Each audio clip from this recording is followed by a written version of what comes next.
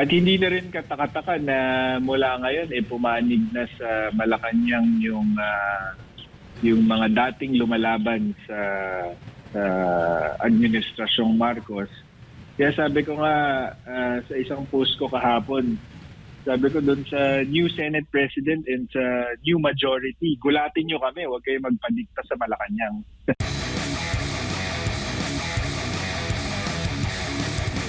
Ngayon, ang pag-elect kay Senator or kay bagong Senate President Win Gatchalian ay lihitimo na ito, attorney, kumpara mo doon sa mga nakalipas na kanilang election of officers. Opo, kasi 13 na po sila. So yun naman lang ang inireklamo noong June 3 na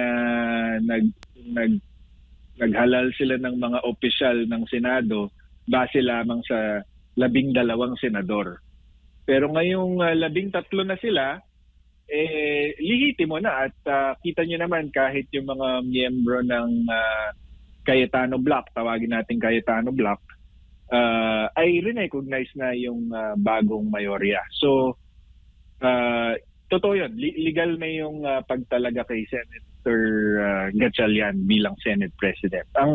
Pero sa tao, sa publiko, ang mahalagang pag-isipan natin is paano nila nakuha yung 13. Diba? Paano nila nakuha yung 13 at saka bakit nila pilit na kinukuha yung 13 at yung mayorya ng Senado. Ano ang pakay ng mga taong nasa likod nito?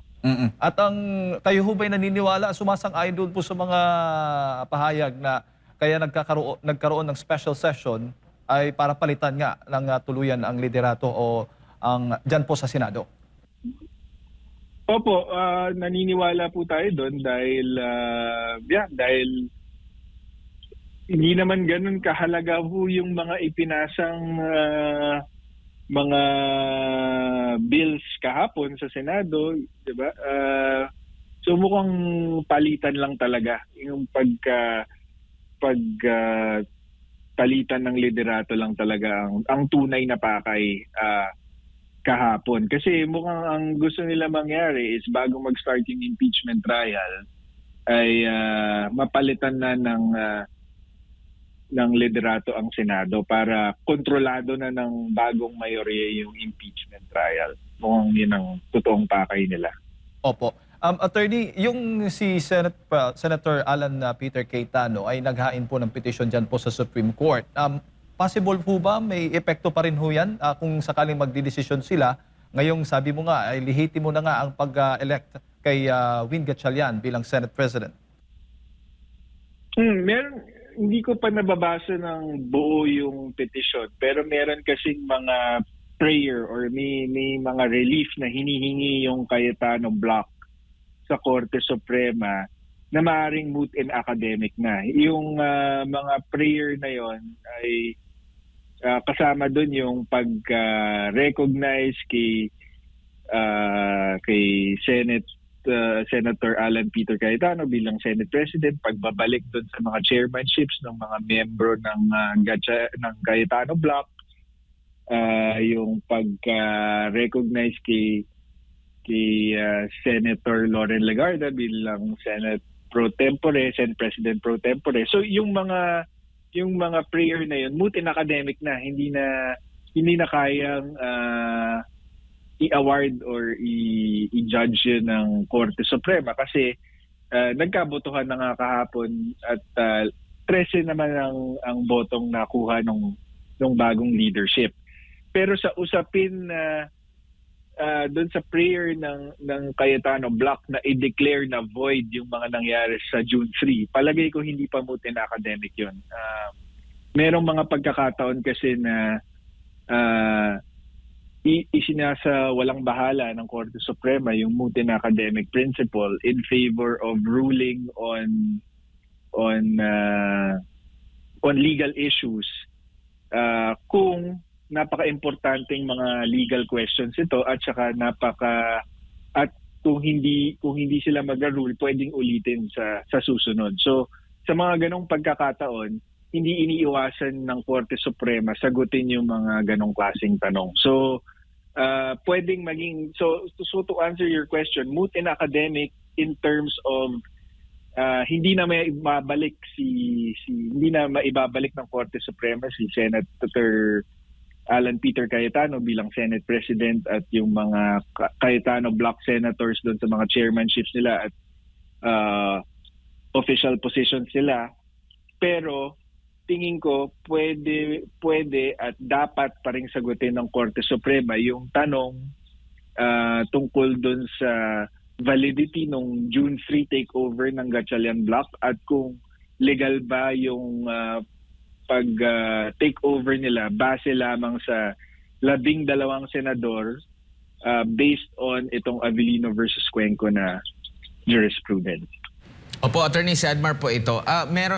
Meron naman din pong kasaysayan no, sa nakalipas na pangyayari na kahit moot na yung magiging desisyon ng Korte Suprema, pero meron pa ring paglilinaw po doon para at least hindi na maulit yung kahalintulad na naging problema po, lalo na dyan sa Senado.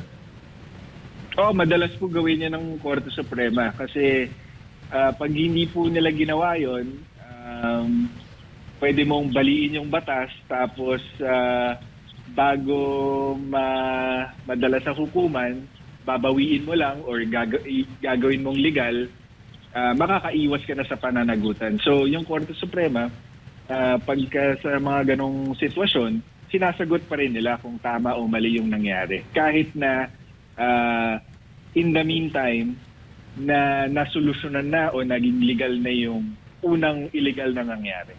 Opo, sakali man po na makakuha ng paborableng desisyon ang kampo ni Cayetano mula sa Korte Suprema sa kini-question nila na June 3 na reorganization, maaari din po ba na lahat ng mga ginawa ng Gatchalian Block during that time magiging void at kabilang yata doon yung napag-usapan ninyo kanina with Jade na pagpapalit ng magiging presiding officer na kung sino yung kanilang ilalagay ay yun yung kasama sa kanilang pinasa during that time sa pagpapalit ng kanilang rules. Pwedeng maging void yung actions between from June 3 hanggang June 17. Anong bang date ngayon? June 18 ba ngayon? June 18 po ngayon. Tama. So mula June 3 hanggang June 16, yun yung mga actions ng Gatchalian Block pwedeng ma-void. Pero mula June 18 onwards, wala na pong kapangyarihan yung Korte Suprema para doon. So kung palitan nila yung rules ngayon at italaga nila si Senator Chis Escudero ngayon bilang presiding officer, hindi na po maku-question yun sa Korte Suprema. Opo, napag-uusapan yung pag-question, dapat po bang magtaka ang taong bayan, ang mga Pilipino? Kasi bago pa man nangyari itong reorganisasyon muli, umugong na yung pangalan ni Senador Chis Escudero na may kakaraping reklamo o kaso, lalo na itong si Senador Joel Villanueva na may sabi pa ang ombudsman na 2 linggo, mga last part of May yun sinabi niya na maaring makasuhan. Magtataka ba tayo kung hindi maitutuloy itong mga reklamo na ito after na nagkaroon po ng pagbabago o reorganisasyon muli dyan sa Senado? Hindi na katakataka yun kung hindi na matuloy yung mga kaso laban sa kanila. At hindi na rin katakataka na mula ngayon pumanig na sa Malacanang yung mga dating lumalaban sa Administrasyong Marcos. Kaya sabi ko nga sa isang post ko kahapon, sabi ko doon sa new Senate President and sa new majority, gulatin nyo kami, huwag kayo magpadikta sa Malacanang.